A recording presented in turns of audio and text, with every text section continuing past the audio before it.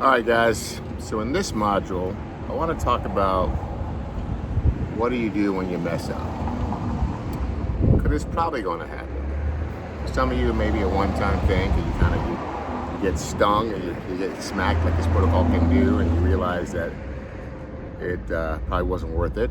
And some of you are going to repeat the process because you're in the process of dealing with that repetitive wound that keeps coming up. The one that says you're not worthy, the one that says you don't deserve this, the one that says that you've always failed in the past, so you're probably going to fail again. Those things are going to come up, and you're going to ask the question, what do I do when I mess up? Is it over? Is there a way to fix it? You know, do you have a quick fix to tell me how to get the weight back off I just gained? Right? There isn't a quick fix. The only way to correct a dietary error, a mess up, a binge, a night where you decide to go and eat your feelings is getting back on track, detoxing the process, getting back to drinking your water, exercising, eating clean, following the protocol to the letter. But in the next video, I'm gonna walk you through an exercise that I teach my private clients that my wife and I learned along the way in our journeys on how to actually process the energy that you're trying to stuff. See, people are under the impression that fat is not just fat, fat is energy. And you don't lose fat, you release it. And the only way to effectively release it is with your emotions. So the journey you're on, the roadmap you're following, the yellow brick road, if you will, is the HCG diet, the advanced HCG diet. That is the detox mechanism. That is the process that's getting your body to detox from chemicals, sugar, processed foods, to balance out your hormones, to get your thyroid functioning correctly, your hypothalamus reset, your cholesterol levels back in order, your blood sugar stabilized, working the inside magic. But the outside magic has to come with your emotions, how you feel in here, and your ability to be able to release that energy versus trying to stuff it. I'm a firm believer that the weight that you're carrying are simply feelings that you refuse to feel. And every time you get upset, either happy, if you're happy, sad, mad, glad, and afraid. Some people celebrate when they're happy and go to food.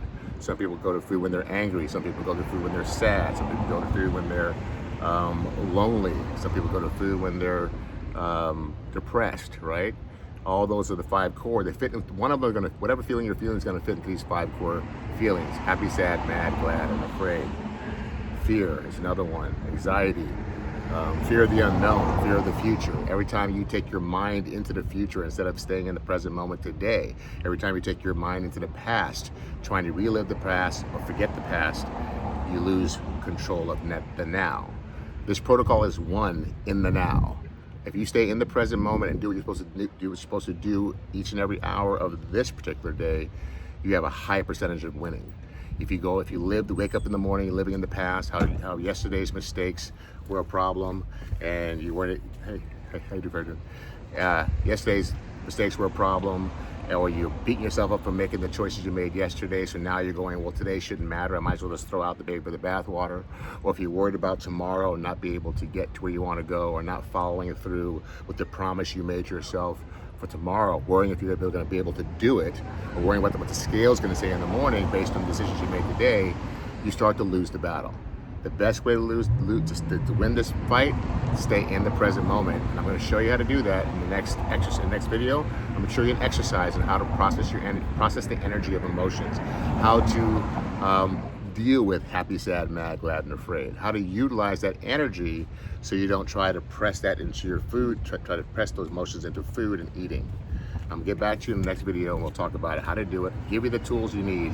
And if I promise you, if you actually follow this exercise, engage this exercise, use this exercise, and in the beginning you may have to use it 10, 15 times a day.